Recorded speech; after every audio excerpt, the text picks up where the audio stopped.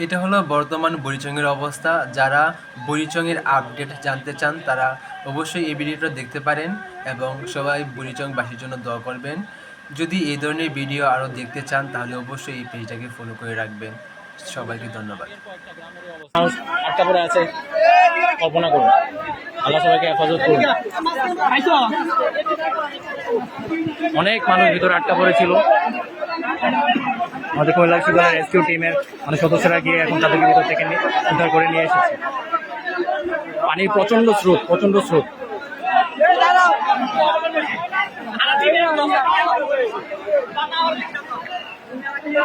পানির প্রচন্ড স্রোত চারদিকে,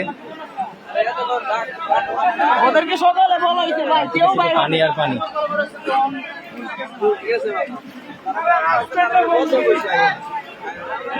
যারা বুড়িচংয়ের বর্তমান অবস্থা বুঝতে পারছেন না তাদের জন্য এই ভিডিওটি। এটা বুড়িচং উপজেলার আগের কয়েকটা গ্রামের অবস্থা। বুড়িচংয়ের অবস্থা আরো খারাপ, আরো ভয়াবহ।